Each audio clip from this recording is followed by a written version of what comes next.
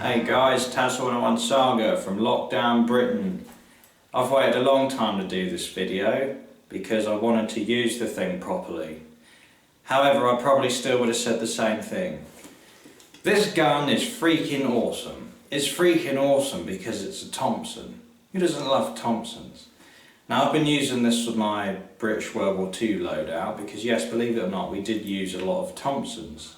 Anyone can Google that. And those people which keep saying, shouldn't you have a Sten? No, I shouldn't have a Sten. I should have this because this is much better than a Sten. So I do a number 3 commando, you can see from the patch there. And Josh Sapsford, if you're watching, yes, I know I'm from the Farb Regiment, but I wear a lower mesh face mask and I'm not going to shave my beard just for something I do once in a while. Get over yourself, mate. Nah, I love you really, mate, love you really. Right. Let's take a look at this baby. This is by Ares. It's not a gas blowback. That's a real shame.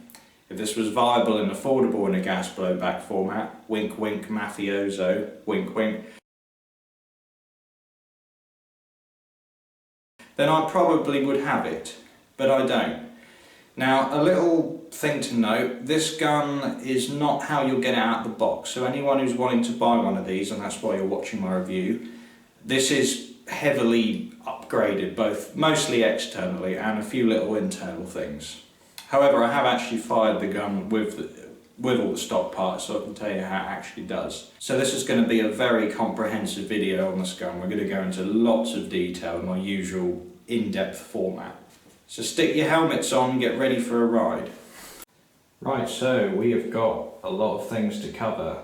I've got 3 different types of magazines I've used with this, so there's a pretty comprehensive review of good mag options going on for you there.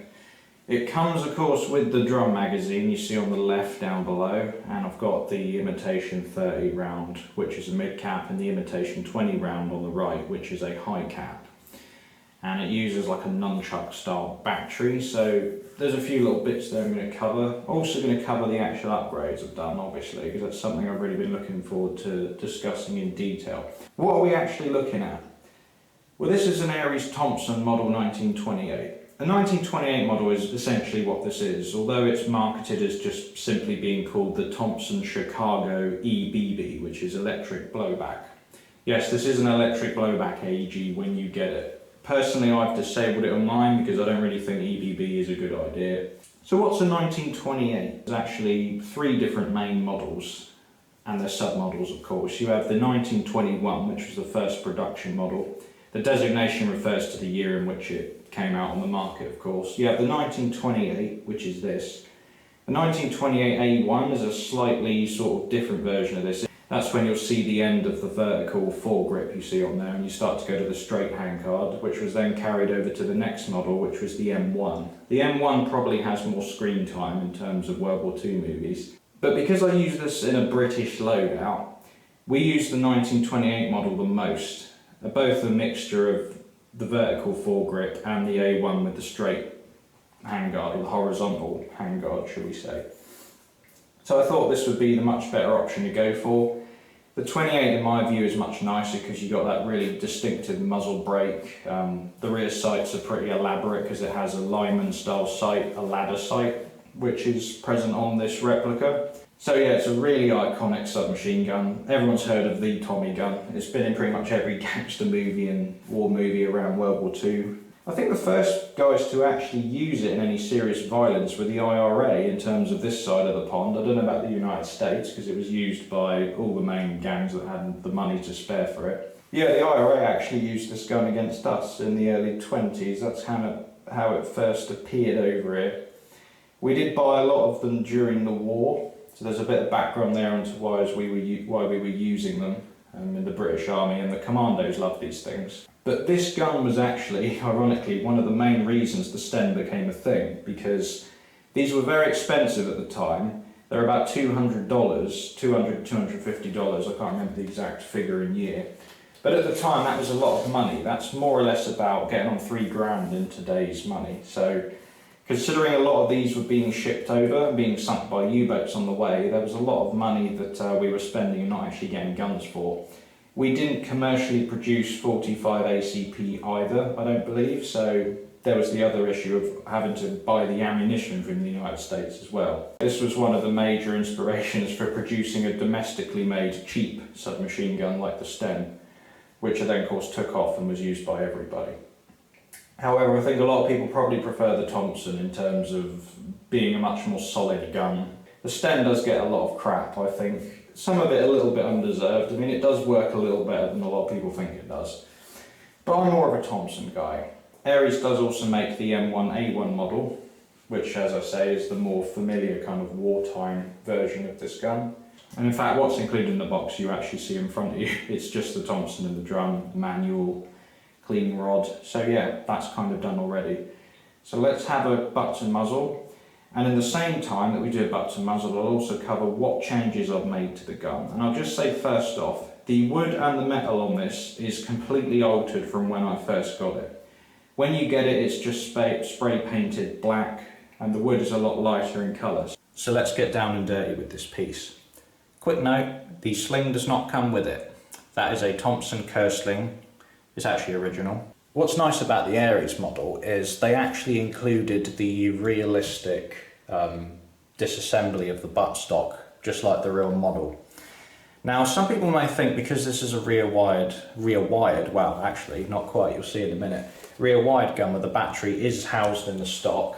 As mentioned, it uses a nunchuck style battery. This is a 9.6. You can use a 7.4 LiPo and stuff like that, which sits somewhat like this inside the stock. It's a bit of a pain to get in there. I actually have to unscrew my buttstock. But what's cool about this, and this is one of my favourite features of the Ares model, which they don't actually mention or show pictures of on the internet very much. Just like the real Thompson, you have the takedown button just here. So all you do is you hold this down and yank the stock, and the whole thing just comes off. Isn't that just awesome? I love that.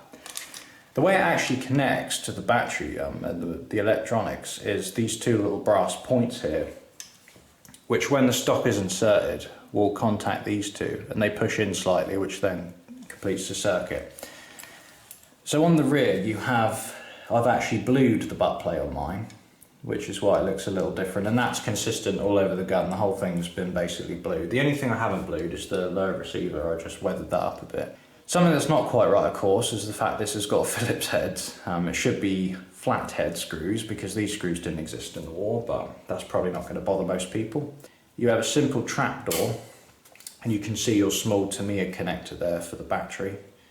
What I generally do is I loosen that one up fully and that one just a little, and then I can swing the butt plate, get the battery and stuff it all back on. It's quite a tight fit unless you're using a LiPo that's very, of course, very skinny to get in there. You have a sling point on the bottom there. Once again, this falls victim to the Phillips screws there.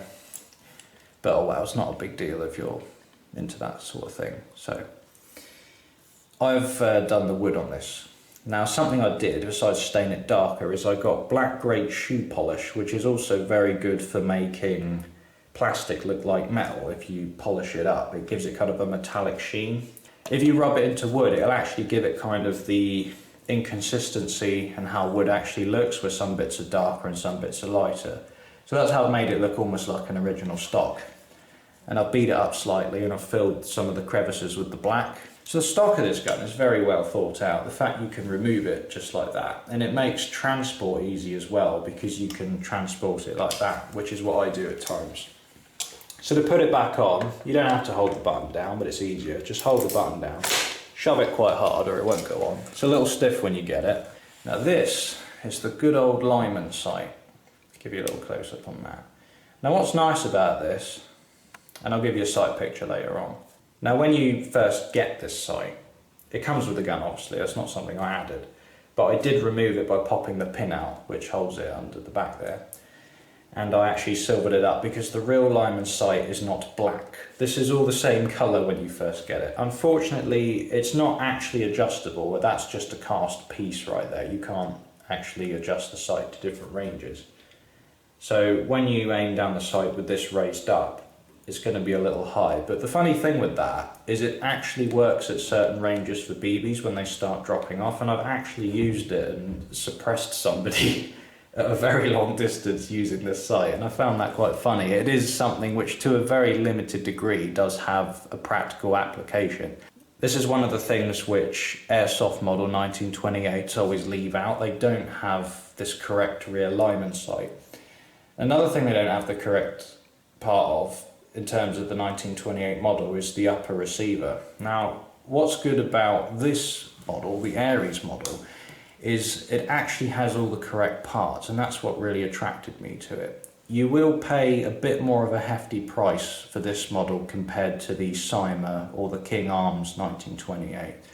I'm not sure why it's expensive as it is. It's nearly £600 when you get this. I think that's probably a little bit steep, but for paying all that extra money, something you do get is the correct stock, the correct cock and handle position and cock and handle itself. It's actually on top of the receiver where it should be for a 1928 model.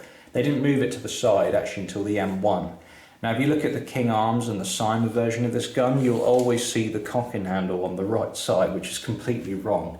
The only thing they actually get right is the sight protectors are the rectangular style instead of the triangular ones which they went to on the M1 because they're just a bit simpler to machine. Well, not machine, but they were all stamped. The thing that's common with these guns is they were very, very sort of well built compared to the later M1s. Not to say that the M1s are not sturdy, but these are just a lot more sort of well finished and things like that, and the parts are more finely machined. If you look at the cock and handle on the M1, it's very simplified compared to this one. It has a cut in the top because when you're aiming down the iron sights, you're actually looking through the cock and handle. And something I've done to this, as I mentioned, I disabled the electric blowback feature. What will normally happen is it will come back to about here when you're firing it. I did try it once before I disabled it, but it's not really my thing. I don't think it's worth the extra stress that it puts on the gearbox. Some people like to debate if that's really a problem or not, but it's quite common knowledge in Airsoft that electric blowback does put more wear on your gearbox. It does make a nice sound, I'll admit. But what I did with mine is I modified it so it'll actually cock. Now on the real one it will come out all the way to here or about there because the Thompson actually has two sear positions on the bolt. Now due to limitations of how this fake bolt plate is actually installed in the upper receiver, it's not really possible to make that happen unless you modify the back. And what a consequence of that would be for anyone who was interested in going the full mile is when this was all the way forward, you would actually see an open part there which wouldn't look right. So that's why I just left it. But it still looks pretty good. It gives the kind of the impression of being cocked, especially if you look at it from the side. I do recommend doing that though. It's very, very easy to convert this gun to a non-blowback. There's just a little piece in the gearbox which is, you'll recognise it, you'll see what I mean when you tear it apart. All you need to do is remove that, and this plate usually has a little bump on the underside that connects to that. You just file that flat with a Dremel, which takes about a minute, and there you go, you've disabled the blowback. Once you file that, of course, it's a permanent fix. You can't then convert it back unless you buy a new plate from God knows where. So unless you're sure, don't go to the stage of actually, machining bits off. So yeah, the upper receiver is very nice. Everything's the shape it should be. Obviously the hop-up dial is there, so it kind of changes to how that should look a little bit due to the fact that it's a different colour. There's one bit's plastic and the other's metal, but yeah, it's no big deal, it doesn't matter. Right, the grip on the Thompson, it's a nice chunky grip. You can get a very solid grab on that. I don't think it's too bad actually. If it were me, I'd probably sort of move where this bump was slightly. I'd probably move it up a bit more or just get rid of it. This is of course where the motor is housed. It's a pretty standard motor, it's a short type motor, not a long type. The actual grip itself is held on with this Allen bolt. Once again, not exactly period correct. And the nice thing about these two is these only just hold the mechanism in for the stock, of course. So you don't have to remove those really to do anything. You do have to remove this though, however, to get to the motor. Once you pop this off, you can just slide the wooden grip off and then you have the motor screws underneath if you want to take those off. Something that I will talk about, which will involve turning the gun around to the other side. This is another nice detail that Ares actually did right. And I will just zoom in again so you can see that what I'm talking about nice and clearly. Now those selectors right there, that's another detail that they got right and a lot of the guns get wrong, because even the so-called 28 models, once again made by Cymer and King Arms, they tend to have the wrong selectors. The M1 has different selectors to this. They're just simple kind of cylinders with a pin sticking out. These are actually more elaborately made. On the real one they're machined. They're just cast pieces on here. Something I did notice that was a little bizarre though when I first got this is these were actually the wrong way round on the Ares, and I think they are as standard. The larger one is actually supposed to be the safety. Right now you can see there it's marked safe. The trigger won't pull. If you flip it round to fire, of course it will. And here you have the full auto and the single. Now that just simply blocks the trigger, so it's a pretty good safety. If you have the little one at the back, it's not as easy to manipulate in a hurry. I'm not sure why they put them the wrong way around. I don't know if that was just a failure of research or something. What I'll actually do later is when I talk about ergonomics of this gun, you'll actually see me holding it and I'll actually demonstrate it like that. So I won't talk excessively about ergos at the moment. It's got the actual correct markings as well for the pieces. This is your magazine release. Now the way it works is there's simply a little stud which comes out of this part here. The Thompson's unique as in it actually has sort of a guide rail for the magazines, which some may find a little strange, and it's not known to be kind of one of the fastest methods for changing a magazine, but I'll just demonstrate it now. One of these imitation sort of 20 round box magazines, which I've also blued, which is why it looks like it does, but it's still sinning as it's still a high cap, the dreaded high cap. So we stick one of these in. You see what happened there is the magazine release kind of jumped and it clicked into place. The way it actually holds the magazine is this little opening here, connects to the pin there. So depending on what magazines you have, these may be tighter or looser depending on the tolerances of this rib on the back of the magazine, because that's actually going into the guide. In terms of reloading this, that's something I'll talk about later, because there's a particular knack to actually reloading this quickly. It's not something I practice, but if you're going to use this gun a lot, you probably should, because it will save your life in airsoft a little bit, so to speak. So coming forward actually to the trigger, something that I did as a modification on this gun is when I stripped the gearbox down and replaced the internals, I changed the trigger as well. What I did was I filed a piece of plastic and super glued it to the front of the trigger. You probably won't be able to hear this, but it's got a very clean sort of sound when you pull it now. You can hear the clicking. That's because there's a tiny micro switch that now contacts that little piece that I stuck on. So actually it's made the trigger pull a little shorter and it's a lot more positive. Like on that point there, you can fire bursts without even moving it all the way backwards. You just pull it to the wall and you know, it will shoot like that, so to speak. So I definitely like the trigger much more since I've sort of messed around with it. But it's a nice trigger. It's not sloppy or mushy. It's got a nice spring behind it. It looks correct as well. It's got very nice sort of casting as well. Moving forward to the actual underside then. You can see there's the BB feed tube, and I will zoom in on that again for you now. Now I didn't put much care into actually bluing these bits properly because you're not going to see it anyway. So that's the feed tube and that's the hot dial. You can adjust it from underneath with the mag out, or if you've got a fingernail that's long enough you can do it through the ejection port as I showed earlier. So far I've had no issues with the hop-up chamber. It is upgraded. I've changed both the inner barrel and the bucking to a maple leaf, and that's a crazy jet barrel by the way. It's made the range on this gun wicked because maple leaf buckings and barrels together are excellent. Maple leaf buckings on their own are good, but when you pair it with a maple leaf barrel, because of course that's what it's made to work with, it gets you very good results. Once you've got the gearbox section out, oops, sorry, camera focus, you just pop these two screws out and then this will literally slide off once you've removed the outer barrel out the back of the gun. So it's really easy to do. Nice easy gun if you just want to change the bucking. And from what I remember, I don't think there's actually screws in the hop unit. It just kind of all sits together. Something I did do as a modification, you probably see very faintly there's kind of two sort of recesses, which you can faintly see. Now that there is actually electrical tape that I've just covered over with the black grate polish, so it's the same colour as the metal. But normally there's these two very visible hex bolts there which don't look very nice, and they're not present on the real Thompson because there's no bolts here on the real Thompson. I covered that over just to make the appearance just a little nicer because I'm a stickler and I like to go the full mile. But you get results for it guys, you get results. So that's another thing worth doing if you just want to get rid of the modern hex bolt and screw kind of appearance. Something else I added was this original sling mount. Probably can't see that too well because the sling is actually on it. I won't take it off because it's a pain in the arse. Just zoom in slightly. You can see there's essentially there's flathead screws, and that's what the screw should look like, not the Phillips head. That's all an original piece, an original sling. That is pretty easy to get on there. The only thing you might have to do, which I had to do on mine, is if you take the vertical foregrip off, this little part underneath here where the screw actually attaches to, through the bottom there, it goes all the way through the grip and up into this mounting bar on the underside of the barrel, which unlike the real Thompson is all one piece on this gun, which is a bit annoying.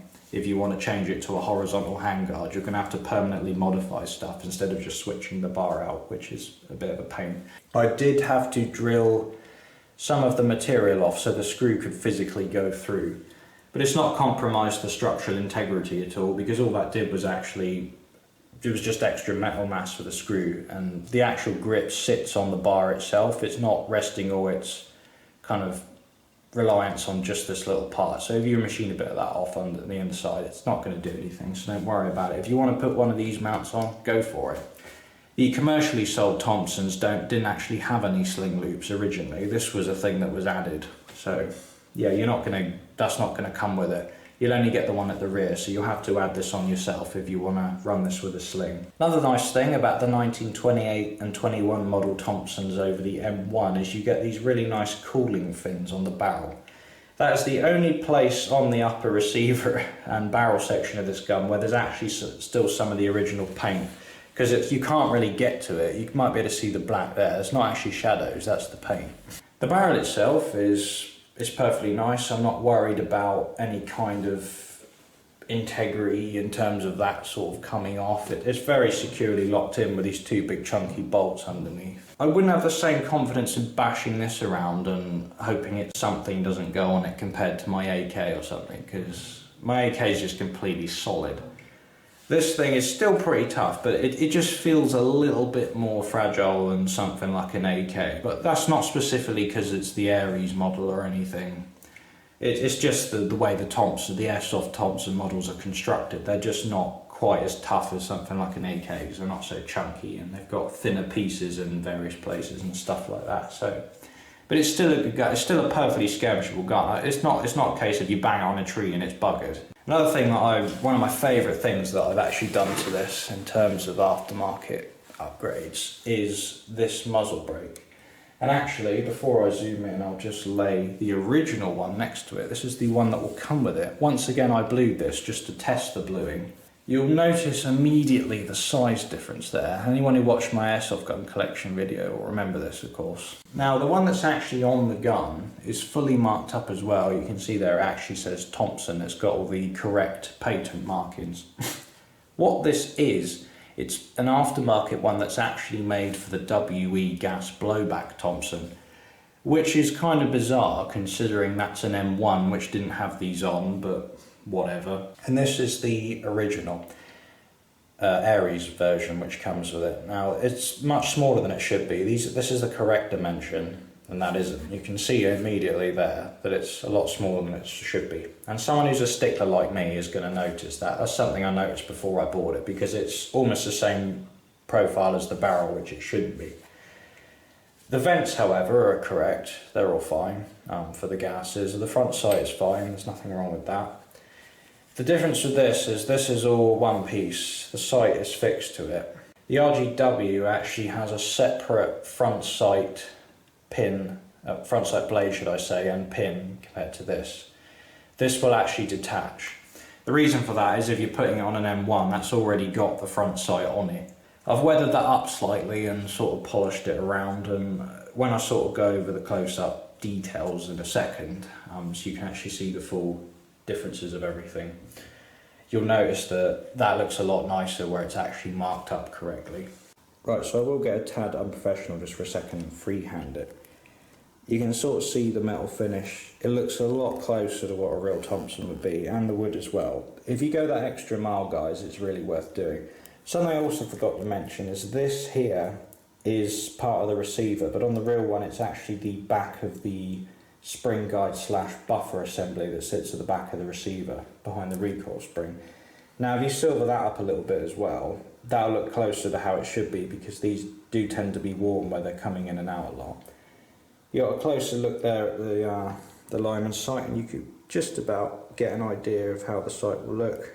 That's not going to focus obviously because it's a distant object, but yeah, you just got your basic front sight blade over there, and you just line that up. You're looking through the cocking handle, of course, so that's how you get the sight picture. If you actually flip the sight down, you'll then get more of a basic battle sight, just that open notch there. You can kind of see how that would look. If you play video games, you'll know what it looks like anyway. Just pretty much the same as that. But I love the way this came out. I did put a lot of time and effort into getting this to look better. Something that is worthy to note, you probably see there's a very inconsistent patch there. That is where I bashed it into a rock the first time I ever used it. But yeah, I did the same thing on that side where it was rubbing on the belt of my P37 web belt equipment. So I patched that up a little bit, just because I thought it was I know it adds character, but it was a bit too much coming off it the first time I used it, I thought, so I changed it. Yeah, but there's a nice look at how it all comes out. Now, I'll give you a sort of better close-up of the... You see that says Auto Ordnance Corporation, which is who manufactured the guns. When John Thompson sort of designed it, he put the patent in. Auto Ordnance were manufacturing the guns for a long time. Some of the early models actually had this stamp on the receiver as well. It's the trademark Thompson in the bullet kind of look.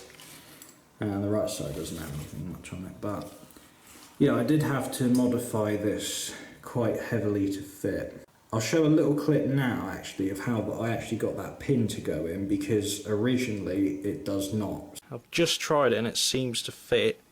So what I've done is I've taken material out of the back so it'll slide over the muzzle area. Cut that off, which actually I didn't need to do in the end because I took the block off. There's actually a block on here which slides in that gap. So I took that off, and I've had to cut a channel there for the pin. Now this is the pin which holds it on.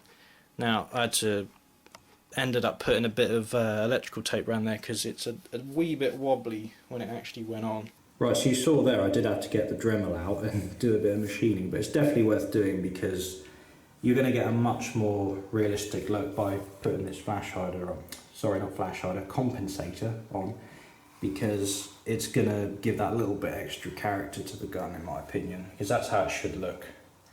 The stock one I just wasn't happy with, so if you're a stickler, the RGW cuts compensator is definitely something worth adding. Right, let's talk about what makes these guns sing, the magazines. So what are your options if you get an Ares Thompson? Well, they're pretty much the same options as if you get a King Arms or a Simon. This is the magazine that actually comes with the Thompson if you order the Chicago model, because this is sort of the synonymous magazine with all the gangsters and everything. It's based on the original 50 round drum. These mags do work. This is actually an Ares branded one. It's not like I believe the King Arms or the Simon, you actually load it through a little sliding trapdoor thing that's there. This holds about, I think it's about 500 rounds. The way you load it is to open this little flap. Now I do recommend that you do this not in a hurry because you might break it. In fact, I've got hardly any fingernails right now, so it's really hard to do. I recommend you do it with 2 fingernails and put your thumb on the back. Don't flip it up suddenly because that might snap it. It's only a little plastic piece, so just do it gently. Flip it up and that exposes the reservoir to place the BBs in. Once you're done, you just flip that back down. And then, just like the real Thompson really, you're going to wind this up. Now there's little arrows on there which tell you which way to wind it, so we're going to do it like this. There's only a few BBs in, so there's none that are going to come to the top, but just wind that until you see rounds come up. It's a bit heavier and a lot more cumbersome than using a stick mag, and it's not what I tend to go with for a skirmish, but yeah, you could definitely use it if you wanted the full-on gangster look, so to speak. We have 2 types of box magazines you can use. So you have this 20 round one. These are actually made by Snow Wolf, for the Snow Wolf Thompson, of course. They're the only ones that are based on the 20 round magazines that you can actually get at the moment, unless you can source down one of the no longer produced Tokyo Marui 20 round high caps. The only thing that's not quite right is these are a little longer than they should be. They should only be about that long, but it's no big deal. I don't really care. Of course, I really don't like high caps. The only reason I actually bought these is because I wanted some 20 round mags because, well, you know, imitation 20 round mags, because that's what the British Army actually used, and these are actually the most common box mags in the war. Despite in video games and movies you always see these. These load very easily, same as the drum ready, just flip that up. Yeah, pretty standard sort of high cap affair going on there.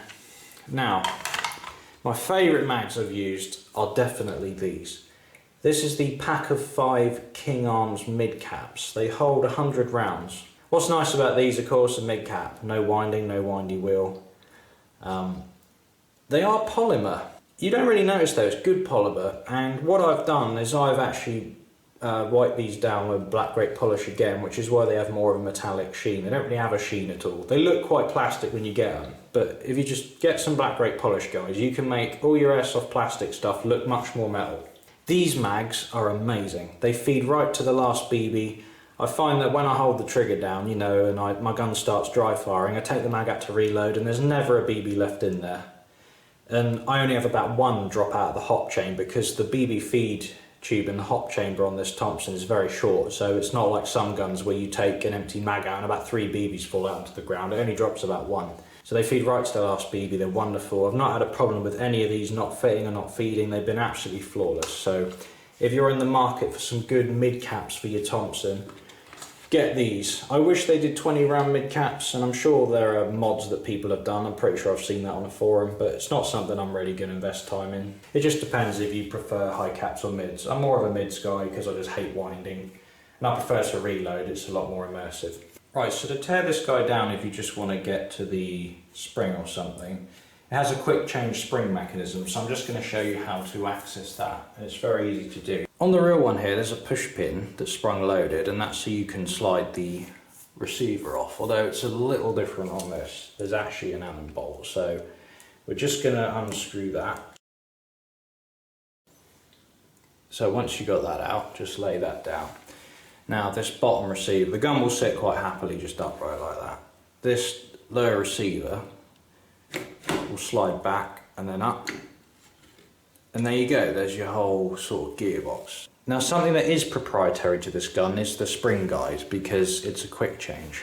So all you do is you remove this, and then you're going to stick an Allen key in there and just put, you'll see a hex shape in the back of the spring guide, just push it in, turn it, and the whole thing just pops out. So it's as easy as that. It's so simple, I don't really feel the need to actually do it, because it's, well, you'll see it as soon as you unscrew that, it'll be obvious. The only wires you have to worry about actually are the ones which are going into this part here. There's nothing dangling off of the receiver, lower receiver, when you do it. So upgrades. You can upgrade the pistons, the springs, the nozzles, like pretty much all the other bits, the gears as well. The only thing you can't touch is that spring guide, so it's proprietary. It's made of metal anyway, and it's not going to break. It's a nice thick piece, so I wouldn't worry about it. I've left the nozzle on mine stock because they have to be a specific length. I forget which Gearbox version this actually is. The Thompson's got its own, I believe. So yeah, I can't tell you that, but it's an easy thing to find out on Google. Cylinder I've left stock. The spring I've changed to get it up to about 340 to 350. It's doing average on a 0.2 at my desired hop setting. Yeah, it's a lot lower when you get it. It was only shooting about 305 when I got it. I've also changed the piston to an SHS, full steel tooth piston, which is definitely worth doing. They also cut the second tooth off for you anyway for the angle of engagement stuff. The only other thing I've upgraded in it is the... No, I have changed I've changed the cylinder head as well. Yeah, I forgot that. I've changed the cylinder head. I think that's SHS as well. Something a bit more solid. The actual bucking this gun comes with is not very good. I mean, it works, but it's not a very well cut piece of rubber. You'll see if you take it out. I don't know if I just got a bad one, but it's not the best bucking in the world. It's okay, but you'll get much better results with the maple leaf. So yeah, those are all the internal bits I've changed. The gears are stock, and I've got my little custom trigger set up in there. Changed the piston, cylinder head, stuff like that. But yeah, Those are the only things I'd really say to change. The inner barrel is definitely something that's good to change as well, because you're going to get better range and accuracy. So to stick it back on, make sure your handle actually is back about this position. You want a little gap, because that's where it likes to sit. Just drop that back in roughly where you took it off. You'll find the sweet spot. Shove it forward. Normally I'd say screw this back into the lower when you're messing around with it, just so you don't lose it. But yeah, just stick that back in. And next we're going to talk about ergonomics and performance. Right, let's talk about ergonomics then, because that's an interesting subject when it comes to Thompson. Tell you what, I'll start with the drum, since nobody's seen the drum inside yet.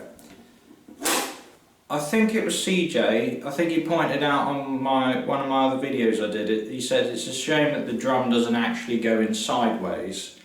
Like I said, the reason for that is of course the way that a hop chamber works on an airsoft gun. The tube actually goes into the magazine, so it has to come up from that way correspondingly, of course. So yeah, it would be nice if it went in properly. I'd probably use it then because it would be cool. But yeah, it's just the way it has to be. Yeah, so the actual drum, it's fine, you can use it. It adds weight to the gun. I don't recommend this gun if you're a person who's not very strong and you've got little arms, because the stock is also long as hell, and that's something we'll get to in a minute. Yeah, the actual drum is like, it's a little bit wobbly, it still feeds her, don't worry, don't let that put you off. If you put it in and go, oh dear, that seems like a problem. No, it's not a problem. Just consider it's a very cumbersome thing with the drumming, you know, because it's quite a big thing, isn't it?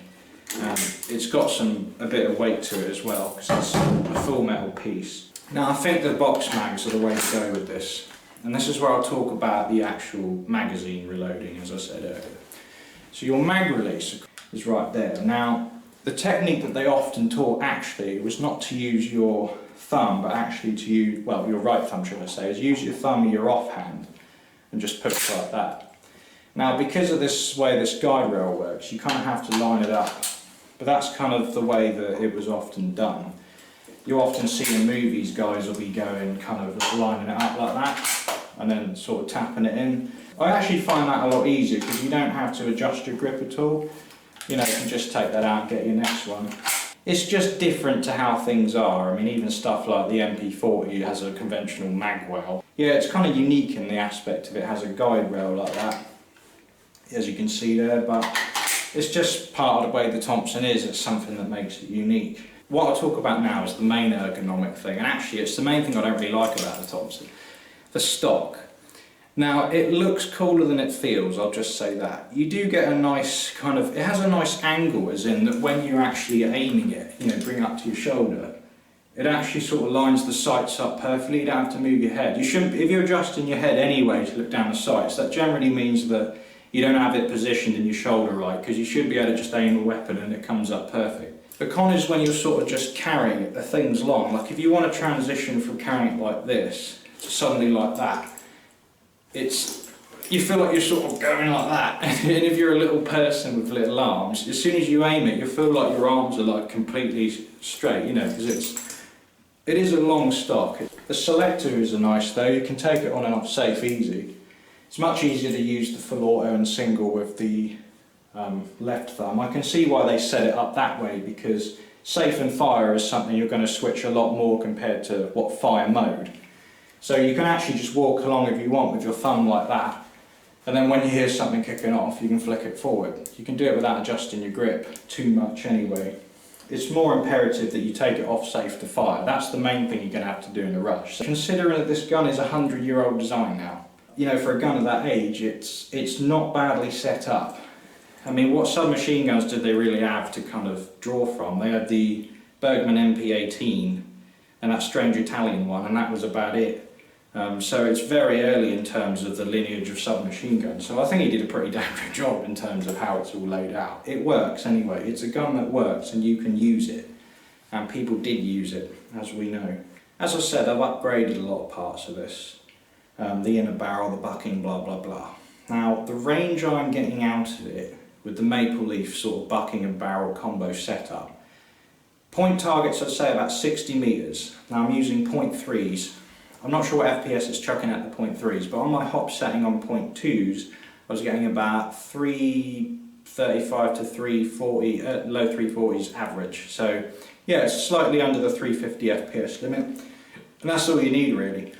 I recommend you use heavier BBs pretty much for anything, because although they are slightly slower coming out, they maintain their energy and velocity for longer than a .2. .2s are really only for chronoing, that's the only thing I use them in. There's not a single gun I skirmish with .2s. Because if somebody's right in front of you, you don't really need loads of FPS anyway. They're in front of you, it's not like they can run out the way before it gets there. So I'm not sure what people's argument is of using .2s. Yeah, it pretty much has as much effective range as the real thing. You can get 50, 60 metres or more. As I mentioned, the best mags and my favourites are the 30 round ones. Don't look quite as how it should be, you know, having the shorter ones is a bit more what the British were using. But yeah, they still work fine. And the nice thing about these as well is they do actually fit, if you're going to do a British loadout, just a bit of information, they fit fine in these pouches. So there's that aspect as well. So what are the pros and cons of this guy?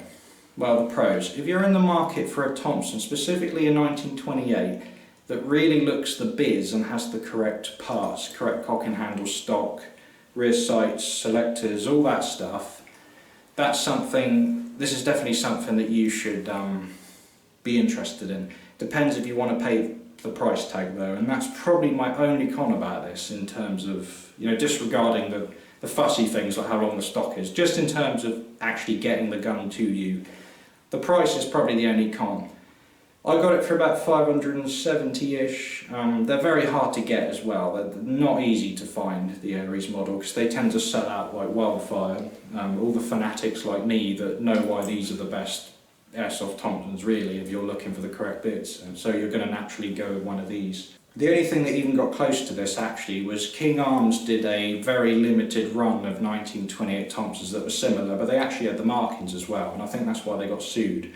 They stopped making those some years ago, so if you want a Tommy 28 Tommy with the correct parts, because you can fully upgrade the gearbox, in the barrel bucking, only the spring guide is proprietary as far as I know in terms of upgradable parts, so yeah, all the rest of it you can change out. There's really no reason to change the spring guide anyway, there's nothing wrong with it. There's not a lot of cons to this at all, it's just the price. And the Thompson is one of my favourite guns of all time, particularly the 28, so it took me years to find one like this that I could actually, has the correct parts already, and all I had to worry about was doing my usual old bluing the parts and changing the wood and everything.